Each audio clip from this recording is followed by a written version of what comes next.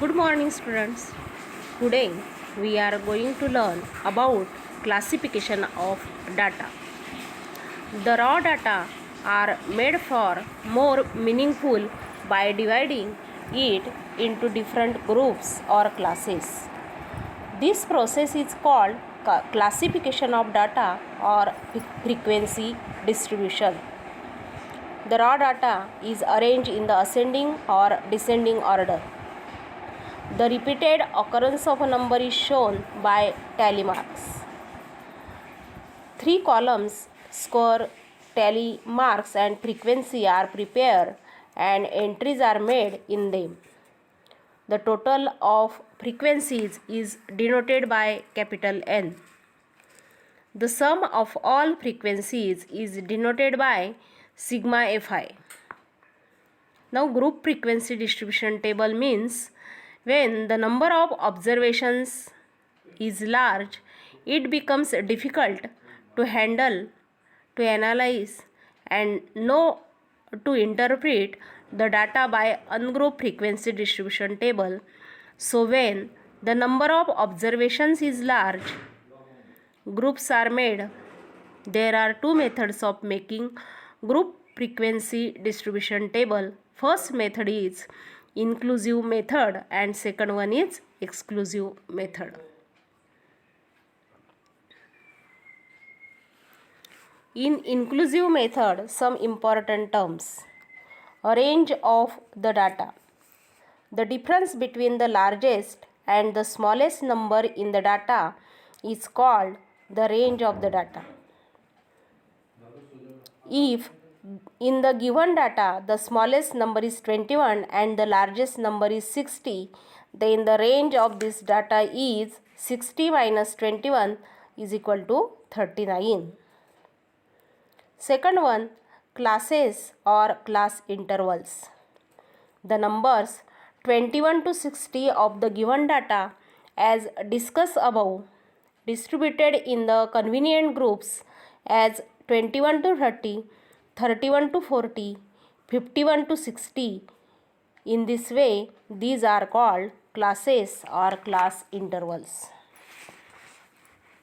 Class limit. The end values of the classes are called class limits. In the class 21 to 30, the end values 21 and 30 are called the lower class limits and upper class limits respectively for the class 21 to 30. Next term is frequency. Frequency means the number of observations in the data for a particular class is called frequency of that class. For example, if the number of observations for the class 21 to 30 is 5, then the frequency of class 21 to 30 is said to be 5. Class width or class size or class interval. The difference between the lower limits or upper limits of any two consecutive class intervals is called the class width or the length of the class or the size of the class. For example, the class width of the class 21 to 30, 31 to 40 is 31 minus 21, that is 10, or 40 minus 30, that is 10. That is the difference between the lower class limit or the upper class limits. Then class mark.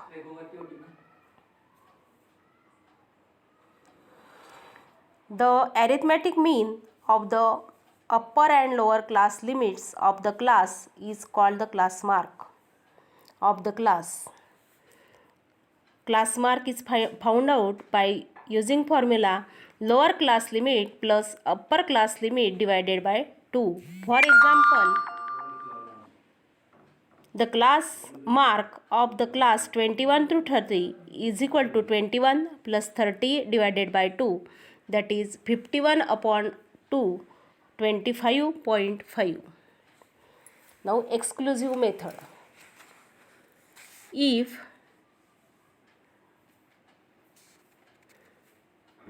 we make the class intervals 21 to 30, 31 to 40.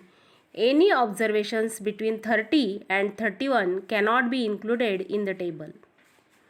If we take the classes 21 to 31, 31 to 41, the problem arises in which class should 31 to be included.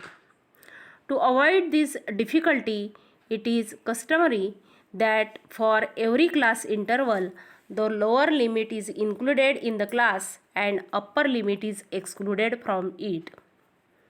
For example, 31 should be included in the class 31 to 41 and not in the class 21 to 31.